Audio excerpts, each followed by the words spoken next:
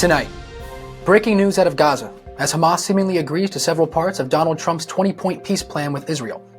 Now delegates from both parties are planning to meet later today.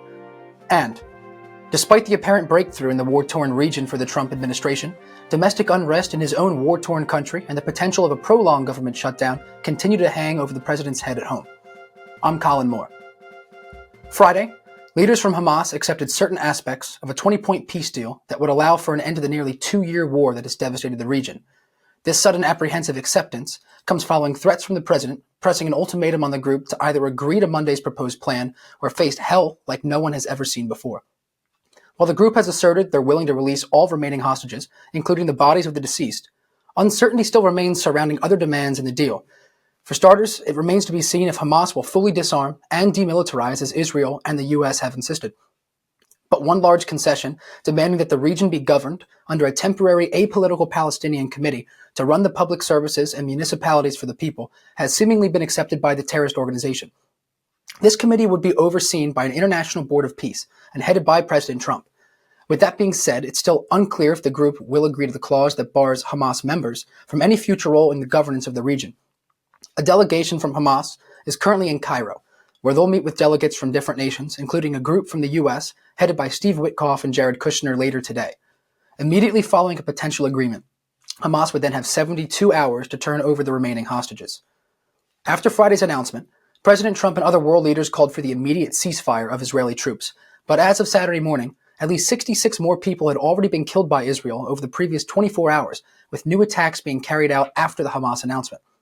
With at least 20 hostages still presumed alive, leaders around the globe remain firm on the one fact that an immediate end to bombings in the region is going to be mandatory to safely receive all the people and provide aid to Palestinians in need. World leaders' willingness to negotiate a truce is encouraging, but these talks have fallen flat before. Right now, Palestinians remain hopeful that an end to this awful conflict is near, even if the parameters of a post-war Gaza and the timeline in which the terms are decided upon still remain unclear. Regardless, this comes as a major breakthrough for the president, who proclaimed that he would be the one to bring an end to this conflict on or before day one of his second term, even as a prolonged government shutdown between Republicans and Democrats remains in place for yet another day. Now, more on that front. There truly doesn't seem to be middle ground approaching with any urgency. Republican leaders in the House and Senate continue to urge their counterparts to agree to a temporary clean CR bill, one similar to an agreement made just months ago that was heavily supported by Democratic lawmakers. This bill would allow the government a 7-week temporary reopening to allow negotiations to take place without interruption of the government services for the people.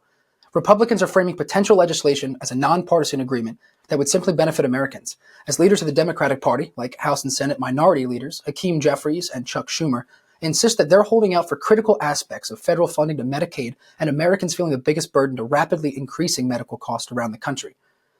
This is a tough one.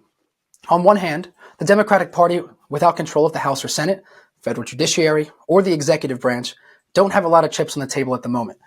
And this partisan showdown may be their best, or even only, bargaining tool in the belt for quite some time. Still, the fact remains clear that many of these same Democratic leaders have argued for similar, if not identical, bills at least 13 times in recent years, which allows the Republican Party to throw fuel on the fire, as the United States has avoided similar prolonged shutdowns since 2018. This begs the question: why are both sides so much further divided this time versus other recent impending shutdowns that were straightened out?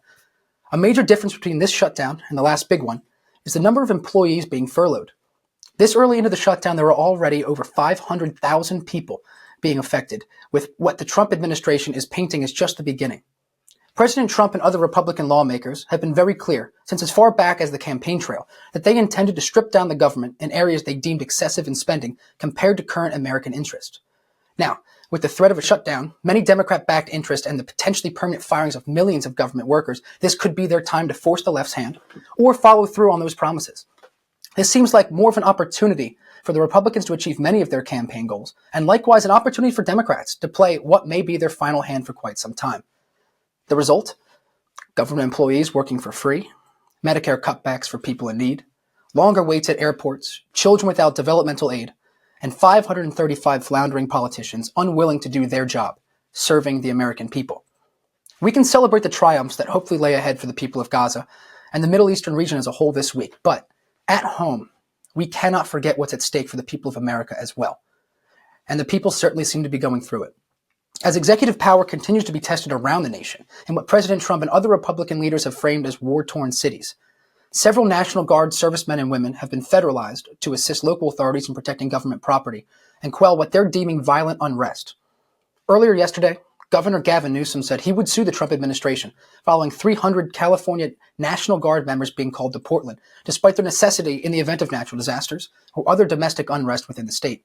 Just yesterday, a federal judge stepped in, temporarily blocking President Trump from deploying the Oregon National Guard for 14 days, saying the protests there were not significantly violent or disruptive, and indicating the president may have overstepped his authority. Today, Governor Newsom called Trump's deployment of California troops to Oregon a breathtaking abuse of the law and power. In a statement, the governor went on to say the commander-in-chief is using the U.S. military as a political weapon against American citizens.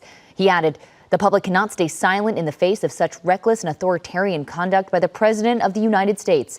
Now, late last night, a federal judge blocked this deployment through a restraining order that bars federalized troops in any state from entering Portland. But shortly before that, Secretary of War Pete Hegseth announced that 400 additional Texas National Guard members had been federalized en route to Oregon and Illinois. Portland isn't the only target of the administration. Chicago has been a constant target. Memphis, Tennessee is also now undergoing protest over the presence of the National Guard members. So, what's the reasoning behind these concerning moves by the executive branch? Local politicians, the mayors, the governors, police chiefs, are all saying that no federal troops are necessary right now, and that their cities are not in fact war-torn, but exercising their lawful right to peaceful protest. We'll see what the eventual linchpin is for both the American people and the Trump administration as these events continue to pop up nationwide.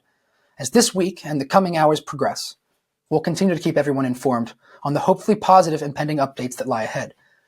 Again, I'm Colin Moore. Have a good night.